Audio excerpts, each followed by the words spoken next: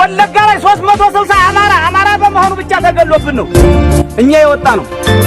ወላሂ ሁለተኛ አማራ አልሆንም ብላ አይሻን መሐመድ ወላሂ ሁለተኛ አማራ አልሆንም ብላ ሙታብን ነው እኛ የወጣ ነው።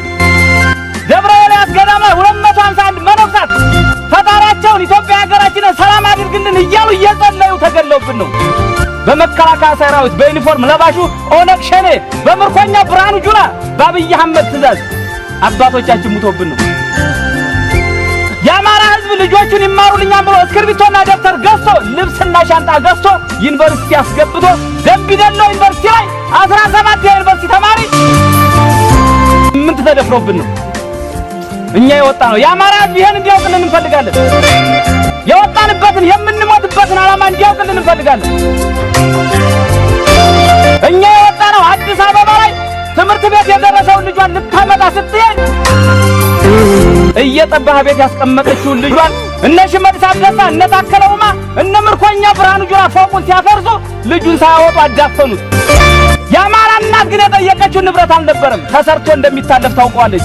ሰርታ እንደምታገኝ ታውቀዋለች። ልጄን ብላ ነበር የጠየቀችው። ልጅሽን የጠየቅሽው ላንቺ ምን ተይዞሽ ነው በማለት እነ ሽመልስ አብዲሳ አርገዋታል። አዲስ አበባ እንዳንገባ ተደርገናል። በጎጃም በሸዋ በጎንደር በወሎ በአራቱም አቅጣጫ አዲስ አበባ እንዳንገባ ተደርገናል። አዲስ አበባ ላይ ቀድሶ ሲወጣ 9 ሰዓት ላይ ካህን ተገሎብናል። መስጊዶች ፈርሰውብናል። አዲስ አበባ ላይ እኛ የወጣ ነው ለዚህ ነው። ዓላማ ኑሮነ ነው የወጣ ነው። እህትህ እየተደፈረ የማትወጣ ከሆነ አባትህ እየተመታ የማትወጣ ከሆነ እናትህ እየተገደለ የማትወጣ ከሆነ አንተ እነ ብርጋዴር ጄኔራል አሳምነው ጽጌ የናጤ ምኒልክ ትውልድም አይደለህም ዘርም አይደለህም ማለት ነው። እኛ ግን የነሱ ዘር ነን ብለን የወጣ ነው። የአባቶቻችን ልጆች ነን ብለን የወጣ ነው። እኛ አወጣጣችን ዓላማችሁ እንዲገባን ነው። ይሄን እየገባን ግን አብይ አህመድ በኢትዮጵያ ላይ ያደረገው ሴራ ኢትዮጵያን ማፈራረስ ነው። ኢትዮጵያን ከማፈራረስም ደግሞ የመጀመሪያ ኢትዮጵያን የማፈርሰው አማራ የሚባለውን ብሔር ካጠፋ ብቻ ነው ብሎ ይህ ዓላማ እንዲገባችሁ ነው። በከባድ መሳሪያ እየተመታ ነው። በድሮን እየተመታ ነው። በመድፍ እየተመታ ነው። አማራ በመሆኑ ብቻ አይደለም አንተ ከብቶቹ እየተመቱ ነው። ለአሁኑ ግን አንደርስልህም።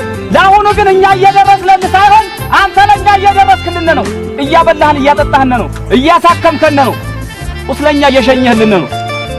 እኛ ላንተ ሳይሆን የምንደርስልህ አንተ ለኛ ነህ። ነገር ግን አንተ ሊገልህ የመጣውን አፈሙዝ ካንተ በፊት እኛ እንሞትልሃለን። እኛ ሌላ ምንም አላልንም። ከአማራ ህዝብ በፊት እኛ እንሞታለን። ስለዚህ ከናንተ በፊት ስንሞት ስንቆስል አሳክሙና ስንሞት ቅበሩን ነው። ሌላ ምንም አላልንም። እውነተኛ ትግል እየታገልን ነው። ወቁልን ነው።